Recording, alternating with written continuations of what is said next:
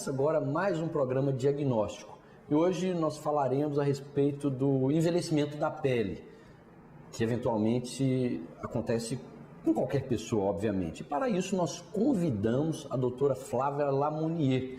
Doutora Flávia é especialista em dermatologia e nos dará detalhes a respeito de como nos prevenir exatamente para que não ocorra esse desgaste, esse envelhecimento da nossa pele. Doutora Flávia, é um prazer grande recebê-la aqui. Doutora Flávia, o que nós podemos fazer a fim de nos preservarmos quanto à saúde da nossa pele? Primeiramente, obrigada pelo convite, é um prazer para mim também estar aqui. A maior prevenção da pele é a gente, na verdade, estimular a saúde. A gente não pode esquecer que a pele é um órgão, ela não é só um invólucro. Se a gente colocar na balança para pesar, ela é o maior órgão do corpo humano. E ela deve ser tratada como tal. Todos os órgãos do corpo envelhecem naturalmente com a idade. As células vão envelhecendo e vão perdendo a capacidade de exercer bem as suas funções. Então, na pele, existe funções de regulação da temperatura, função de formar fibra colágeno para dar o sustento da pele. E isso tudo, quando começa a desgastar, começa a dar aquele aspecto desabado que a gente chama de envelhecimento. Então, isso é o envelhecimento intrínseco, que é impossível de deter. Então, com a idade, com o passar da idade, é inevitável. Agora, tem coisas que vão favorecê-lo, vão contribuir para ele. Por exemplo, o desgaste do estresse do dia a dia, porque isso provoca reações de oxidação celular que desgasta mais ainda as células, não só da pele, como do corpo todo.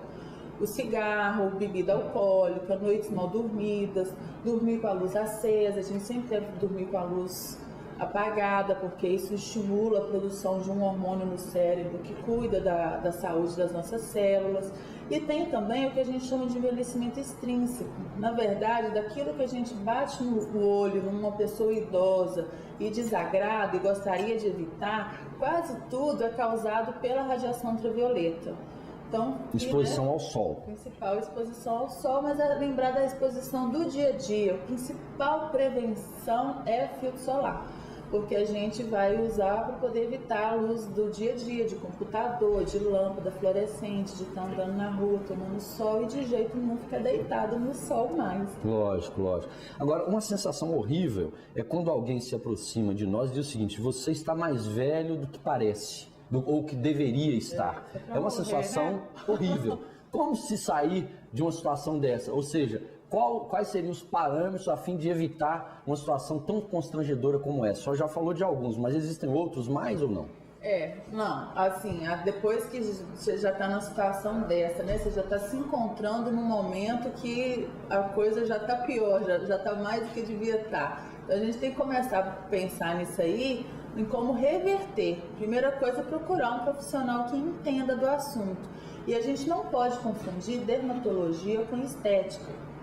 Né? Se você, é claro que qualquer coisa, uma maquiagem tampa muita coisa, mas a pele saudável, ela não precisa de tanta maquiagem, ela vai estar bonita naturalmente. Então, para tratar das células em uma pessoa que entenda do mecanismo, de como é o funcionamento daquele órgão, então a gente consegue reverter, a gente consegue colocar células que estão ali capengando, perdendo o seu funcionamento, seu vigor, consegue reverter, consegue estimular, consegue até trazer através de alguns cremes. Hoje em dia o maior aliado assim, na mão do dermatologista é o laser. Tem muito aparelho que consegue estimular em níveis diferentes, porque a pele é formada por várias camadas. Então, todo laser tem um comprimento de onda. De acordo com o que você usa, você atinge camadas diferentes para acordar todas as células da pele. E aí ela voltar a trabalhar, voltar a produzir aquilo que ela está diminuindo. E coisa que já tiver acontecido, algum estrago, né? Às vezes já surgiram manchas que podem ser removidas, que podem ser retiradas. E tentar reverter o processo. Agora, quando a gente fala do envelhecimento da pele, muitas vezes não é só a pele, né? O principal queixa do consultório é o rosto. No rosto, abaixo da pele, você tem gordura, a gente perde gordura com a idade, então o rosto começa a cair. É natural. Começa a perder osso, começa a aprofundar, né? E hoje entra, doutor, a questão da hidratação. Se fala muito nisso, a importância da hidratação, não só para os rins, mas uma boa hidratação tem muito que ver, uma boa alimentação tem muito que ver com a qualidade da nossa pele, não é isso? Eu adoro aquela frase de que você é o que você come. Certo. Não é verdade isso. Então, realmente, não adianta um bom creme hidratante, ele não leva água para a pele, ele atrai água para a pele. Então, você tem que estar usando um creme adequado para a sua pele, mas você tem que ter a água lá dentro para poder ele atrair. Sim. Então, está ingerindo líquido e está ingerindo... Hoje tem uma moda que o brasileiro está aprendendo como americano, e vale lembrar que a maioria das pílulas de vitamina que vêm importadas nem são aprovadas pelo FDA. Então as pessoas achando que vitamina vai resolver tudo. Tudo que tem naquelas cápsulas tem na feira. Então, se a gente alimentar bem, alimentar no dia a dia, né, as vitaminas têm antioxidantes, tem um monte de coisa que ajuda na prevenção também desse envelhecimento intrínseco que a gente comentou. Então, quer dizer, as vitaminas seriam uma espécie de suplemento, mas que não seriam necessários caso houvesse uma alimentação e uma hidratação balanceada por parte do paciente. Exatamente, né? A própria palavra diz, é um suplemento, você vai te suplementar para aquele que não tem, onde existe carência. Se você tem uma alimentação equilibrada, você não precisa suplementar nada, porque senão vai passar a ser excesso, e as hipervitaminoses também são patologias. Com respeito à exposição solar, existe um momento e isso é fato, né? Existe um momento que o sol é até benéfico. Algumas doenças, a radiação solar pode preveni-las. Qual seria o momento ideal para se expor ao banho de sol? Especialmente nos infantes, nas crianças, mas também ao adulto. Olha, a sociedade de melanoma é o pior câncer de pele que existe. Então existe um grupo de médicos especialistas só em estudar melanoma. É um grupo internacional. Eles estudaram porque qual a preocupação deles? Não desenvolver melanoma. Então, o que eles definiram? Eles chegaram na seguinte conclusão: para se você ter saúde, ter o mínimo necessário de vitamina D, que a gente precisa de sol para produzir vitamina D, que é bom para os ossos. Para evitar o chamado raquitismo. Exatamente. Então, a gente precisa de no mínimo 5 minutos de sol por dia numa área de superfície corporal do tamanho da palma da mão. Então, não é muito. É muito pouco, diga-se de passagem. Tomar assim, 5 minutos na perna, nas costas, né, que é uma área grande, vai dar até mais do que uma palma da mão. Até porque aquela pele que vai ficando envelhecida, você já reparou que quando a gente olha uma pessoa idosa, essa região aqui do colo, ela é mais enrugadinha do que assim do lado? Sim. Porque aquilo ali é o efeito da luz do dia a dia a vida toda. A luz, ela não mancha só, ela vai destruindo o colágeno e vai enrugando a pele. Aquela pele não fabrica vitamina D. Então, também assim, se tomar muito sol, você vai fazer uma pele que não vai produzir. A pele fotoenvelhecida, não adianta tomar sol. É só a pele boa que produz vitamina D. Então, você tem que tomar um pouquinho para ter saúde de sol, mas também não pode tomar muito, porque se estragar a pele, não vai produzir mais. E a produção da vitamina D é muito importante para o sistema imune também, né? Então, também assim, tem que tentar evitar muita reposição. E esse desgaste da pele, se não me falha a memória, a ceratose, é isso que é o nome que se dá ou não? Não, a ceratose, elas são pequenas pintas que aparecem com a idade. Não tem nada a ver com o sol, então, essas pintas, não teriam nada a ver? Não tem, a maioria tem muito a ver. Existem algumas ceratoses que são geneticamente induzidas, que surgem com a idade, e tem outras ceratoses que surgem por estímulo da radiação ultravioleta, mais presente no sol, e que podem até se tornar câncer de pele. Por isso é importante, assim, antes de passar um creme de beleza, antes de falar, vamos fazer um laser para tirar, um correto diagnóstico, um diagnóstico médico do que se trata com creme, o que se trata com laser e o que tem que fazer cirurgia, porque muitas pintas, às vezes as pessoas queimam. Já chegou caso no consultório de gente que foi fazer depilação a laser sem querer queimar uma pinta e aquilo ali pode induzir a formação de um câncer. Tem que ter cuidado, porque tem que saber o que é o que.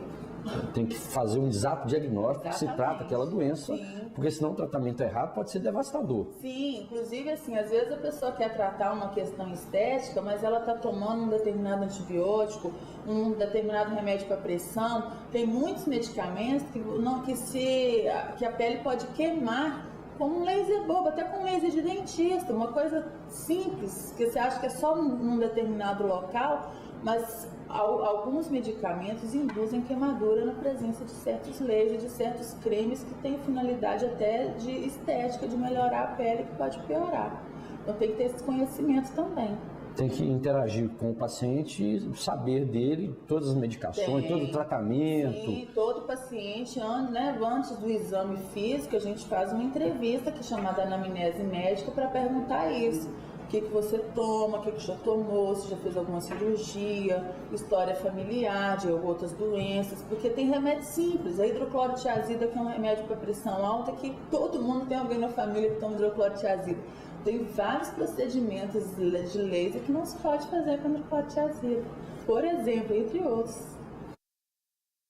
Doutora Flávia, nós falamos no bloco anterior de uma série de medidas que podemos adotar a fim de retardarmos esse envelhecimento da pele e até mesmo o envelhecimento precoce da pele.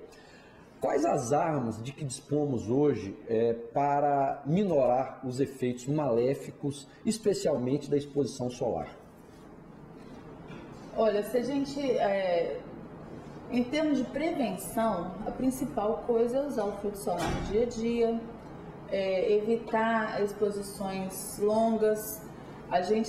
Um erro das pessoas é achar que tá com protetor solar pode ficar no sol. Esses dias alguém me perguntou, doutora, me falaram que o filtro solar dá câncer de pele, as pessoas já vão distorcendo. Na verdade, o que foi demonstrado é que as pessoas ficam muito tranquilas por questão de protetor solar e ficam mais tempo expostas, e isso está acabando gerando uma coisa contrária do que se pretendia. O câncer de pele está aumentando porque as pessoas estão aumentando a exposição ao sol. Então, assim, lembrar que o protetor não é tudo, tem que tentar evitar o sol mesmo. Então, isso é a maior prevenção do que a gente falou do envelhecimento extrínseco. Ter hábitos saudáveis, né? Alimentação saudável, evitar cigarro, dormir bem. Agora, depois que algumas coisas já começam a ser instaladas, a gente tem que começar a reverter. Então, se a gente pensar assim, o que é uma pele? Normalmente uma pele de um idoso, ele tem o quê? Manchas. Então não vamos deixar da mancha. E qualquer manchinha que começar a surgir, tudo na vida, tudo em medicina, tudo tratado precocemente é mais fácil, principalmente o resultado é mais natural. Pegar toda manchinha que aparecer, sei lá, e tratar, você fazer um laser, dar uma queimadinha nela, além de ficar mais barato, né, a longo prazo, também fica um resultado mais natural e você nunca vai ter passado por aquela fase de estar muito estragado e voltar. Eu falo que é igual a casa da gente, né? Se uma torneira afrouxa, você não correr e mandar consertar, não, daqui a pouco a parede está estourando. Verdade. Não é assim? Agora, tem coisas que são inevitáveis, a própria força muscular de rir, de conversar no dia a dia, vai provocando as rugas de expressão. Então, aqui são aqueles vincos no meio da testa, os famosos pés de galinha. Então, isso aí a gente previne até com botox. Todo mundo acha que esse é um ponto, desculpe te interromper, mas esse é um ponto por demais, deveras importante. O botox tem sido quase que uma febre no nosso meio hoje. Quais seriam as indicações precisas para ele? Pois é, o botox, ele é para tratar a ruga de expressão no caso do envelhecimento. Então, que é aquela ruga onde tem movimento. O principal lugar é na testa. Mas se a gente pegar uma pessoa que já fez tanto movimento durante a vida, que o vinco já ficou profundo, quando você abre aquela pele, por mais que ela relaxe, aquele vinco está ali. É igual um vinco numa calça. Não adianta passar que o vinco não sai, né? Então ele suaviza. O ideal é fazer antes do vinco se instalar. Mas com que idade? As pessoas perguntam. Não tem idade. Quem faz muita careta vai fazer mais cedo, porque exercita mais. Quem não faz vai demorar. O ideal é fazer quando está começando a surgir o vinco, para que ele não se instale. Agora, você pode fazer botox para tratar o sorriso gengival, a pessoa que na hora que ri aparece muita gengiva. Agora, e a eficácia desse botox? Ele tem um tempo de ação rápido, longo, enfim. como funciona a atividade do Botox de per si. Na verdade, a gente está falando Botox. Botox é um nome comercial mais conhecido, né? Ficou aquela coisa comum se usar. O termo correto é a toxina botulínica. Existem marcas comerciais diferentes no mercado também. A função dela é relaxar a musculatura. O organismo reabsorve essa toxina em média em 4 meses. Então a gente fala assim que o ideal é aplicar a cada 4, 6 meses, porque na hora que o organismo reabsorve, o músculo ainda tem que trabalhar um pouquinho para voltar ao que ele estava, por isso que às vezes as pessoas falam que ele dura 6 meses, mas na verdade são 4 meses. Agora, quando a gente pensa no efeito preventivo, se você tem uma ruga que você quer ficar o tempo todo sem ela, você vai aplicar de 4 em 4 meses. E não há problema em reiterar-se essa aplicação, repetir essa aplicação? O organismo destrói completamente. Não há limites, então? Não. A toxina botulínica, da marca comercial mais conhecida, que foi quem patenteou e fez primeiro, eles estudam ela desde 1960. É muito mais, não é novidade isso. Né? A minha experiência com ela é de 17 anos. Então, eu tenho pacientes que só comigo aplicam há 17 anos. Continuamente? Ou seja, de 4 em 4 meses? De 4 em 4 meses. E o que eu aplico em mim há 11 anos. Então, a gente vê o quê? Que com o tempo, o músculo vai ficando relaxado. A pessoa não força, não cria aquela ruga. Até quem já tem a ruga passa a aplicar, ela vai perdendo aquele hábito de franzir, então vai ficando com uma expressão mais relaxada e mais natural. Às vezes as pessoas confundem, né? A gente estava conversando aqui nos bastidores antes de começar a gravar, sobre alguns exageros expostos na mídia. Então se comenta de artistas que fazem muito cedo, artistas que fazem demais e ficam com a cara artificial. Na verdade, o importante é ter conhecimento da musculatura, da anatomia. A gente não tem o jeito, o meu rosto tem um formato, eu tenho um jeito de gesticular, você tem outro, cada um. Ou então seja, não tem cada uma receita de bolo para aplicar. É um a gente tem que avaliar cada caso para poder sempre estar em mente pensando de dar um efeito mais natural possível. Ninguém quer ficar com cara de botox, as pessoas querem ficar com uma expressão relaxada. Você disse que há pessoas que usam botox há longos e longos anos. Agora, e a cirurgia plástica? A indicação da cirurgia plástica é diferente da indicação do botox. Uma coisa, eu sempre brinco assim, o que se trata com botox, só se trata com botox, não se trata com cirurgia plástica e vice-versa. Então, às vezes o paciente tem um excesso de pele e está achando que aquilo é uma ruga que vai resolver com botox, por isso tem que ter um diagnóstico correto.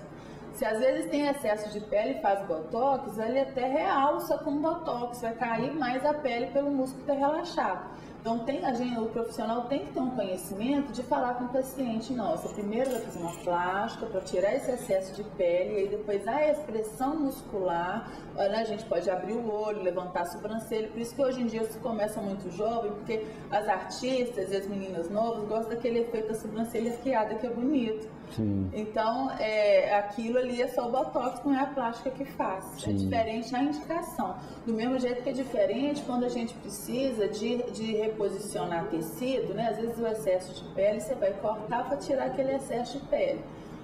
Hoje, os lasers e outros tratamentos retardam muito isso, que a gente consegue manter na pele retraída e o contorno do rosto na posição correta com outros tratamentos. Mas quando ela começa a cair, fica excesso, não tem jeito, é plástica. Agora a plástica vai tirar o excesso de pele, mas não repõe a gordura que você perdeu. Então fica antigamente as pessoas faziam plástica, ficava com a cara repuxada, né? Sim. Então hoje faz a plástica, depois vai no dermatologista pra gente redesenhar os contornos. Seria o famoso enchimento, não? Seria o preenchimento. Preenchimento, desculpa. Isso. Com muito cuidado, porque está muito exposto na mídia também um monte de casos que as pessoas... Vai, Flávia, você viu aquele caso que a moça ficou com um buraco na perna? Que não... Gente, aquilo nunca foi permitido. Foi feito errado desde o início. O profissional usou um produto que nunca foi liberado por nenhum órgão de saúde. Então, a gente tem que ter conhecimento do que é seguro. E o que é seguro... a gente não olha preço, a gente tem que olhar o que é permitido, o que tem estudo científico, embasamento científico que traz segurança para a gente. Então, o preenchimento mais seguro que existe é o ácido hialurônico. E existem mais de 150 marcas comerciais. Existem as coreanas, as chinesas, né? Que como a gente fica receoso também. Então, eles são usados para a gente fazer o remodelamento do rosto. Porque o rosto vai caindo, a gente vai perdendo, vai dando olheira, porque vai reabsorvendo tecido. Então, hoje, com preenchimento, você trata olheira, você reconstitui aqueles ângulos do rosto, reconstitui o contorno facial, os sulcos, os lábios com os anos que vão passando, eles vão caindo a borda. Se você reparar, assim, com 20 anos, o sorriso mostra muitos dentes. Com 40 já não mostra tanto, e com 60 menos, porque o lábio vai cair, ele vai empolvando para dentro. Então a gente faz aí a versão do lábio com preenchimento também. Então são coisas, mudanças sutis, que com o tratamento, e sempre pensando assim, não senta na cadeira e vão fazer tudo de uma vez. É importante fazer aos poucos para ter um resultado natural, para esperar a pele reagir, fazer de novo, esperar a pele reagir, para ter o efeito natural e fugir daqueles efeitos da mídia que todo mundo tem medo. E é óbvio que cada procedimento traz consigo um certo grau de risco, até mesmo de efeito colateral. Quais seriam os efeitos colaterais mais perigosos, por exemplo, do Botox? Se é que eles existem. Sim, a primeira coisa, a gente está falando de injeção. Então, a gente tem que ter um conhecimento da anatomia, porque tem vasos muito importantes no rosto, né? Que vão nutrir os olhos, que tem drenagem para o cérebro. Uma má aplicação de Botox pode causar até uma meningite, porque pode levar uma infecção para o cérebro. Aqui, exatamente nessa região que todo mundo quer tratar, passa uma veia muito importante que drena, e existem casos de gente que foi fazer Botox e preenchimento e ficou cego, porque entupiu essa veia. Então, é ter o conhecimento da anatomia. Eu tive a sorte na faculdade, eu fui monitora de anatomia, trabalhei com anatomia durante 3 anos, né? Então, assim, eu tenho uma certa facilidade por causa disso. Mas até quando vai fazer preenchimento, tem casos de paralisia facial, porque tem nervos muito importantes que passam, que são exatamente responsáveis pela deglutição, pela mastigação, todos os movimentos faciais. Ou seja, o segredo para serem evitadas essas complicações é procurar um profissional habilitado, com título de especialista na área, e dessa maneira... um ambiente habilitado, porque a gente vê muito assim, as pessoas aplicando essas coisas em ambientes que não são de fiscalização. Toda clínica médica, ela é fiscalizada pela vigilância sanitária, ela tem que ter alvará, ela tem que ter um ambiente estéril, com determinado padrão de limpeza, de recolhimento de lixo para isso. Então as pessoas fazem isso por aí, em qualquer salãozinho, às vezes dentro de casa, a gente escuta cada história tão absurda que é até difícil comentar. Imagino. Bom, foi um prazer grande receber você aqui, doutora Flávia, e foi um prazer também tê-lo conosco durante esta entrevista. Te faço um convite para nos reencontrarmos no próximo programa Diagnóstico. Até mais!